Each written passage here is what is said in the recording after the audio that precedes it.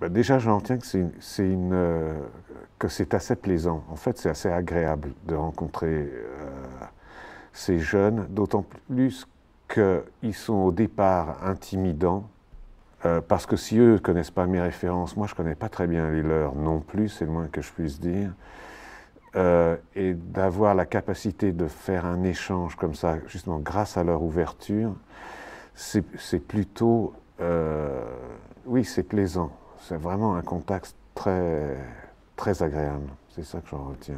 Je les ai sentis assez intimidés au début, parce que je pense que quand ils font des études littéraires, il y a une sorte de sacralisation de l'écrivain qui devient une sorte de personne abstraite. On distingue assez vite, rien qu'à l'attitude, ceux qui ont un intérêt pour la lecture, les livres, les écrivains, et ceux qui en ont peut-être moins.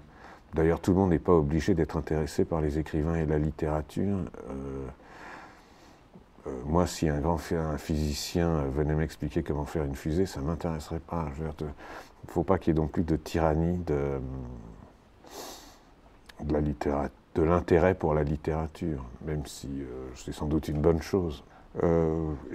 Ouverture, parce que c'est des rencontres, une sorte d'ouverture sur le monde, sur des lecteurs. En plus, ces gens-là ont lu mes livres. Tout d'un coup, le lecteur s'incarne, et c'est quelque chose qui arrive assez rarement pour un auteur qui fait son travail de façon très solitaire. Oui, on peut parler de partage dans le fait de voir des gens qui vous posent des questions sur vous, même sur la façon de travailler, sur les techniques, et des jeunes qui ont envie, par exemple, de se mettre à écrire, qui demandent des conseils qu'on donne pour ce qu'ils valent. Je fais mon travail, je raconte mes histoires, et après, c'est à eux de décider ce qu'il y a à prendre et à laisser. La première chose, c'est flatteur, de toute manière, parce que c'est une reconnaissance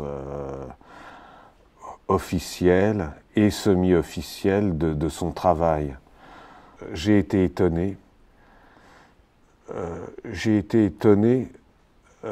Parce que, comme je disais, c'est un peu des histoires de vieux que je raconte, et j'avais peur que ces histoires puissent paraître parfois choquantes par rapport à certaines institutions. J'ai été flatté et étonné à la fois, c'est ça. Étonné d'être sélectionné pour un prix pour lycéens, pour les raisons que je viens d'expliquer. Ça renvoie à cette idée d'ouverture dont je parlais, parce que avec des jeunes de 14, 15, 16 ans ou plus, j'ai pu parler de Pigalle dans les années 70, par exemple. Moi, au cours de ma scolarité, j'ai jamais rencontré d'auteur.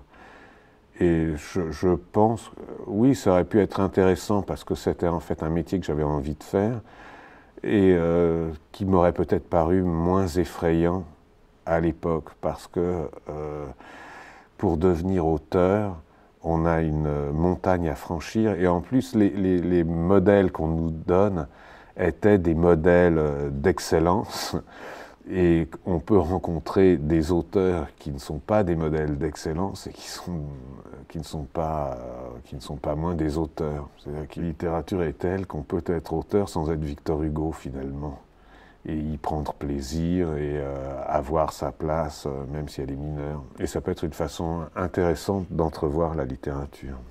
C'est pas forcément un devoir et un effort, ça peut être un plaisir. Et on peut faire de la littérature aussi sans être noté. C'est ce que font les auteurs finalement.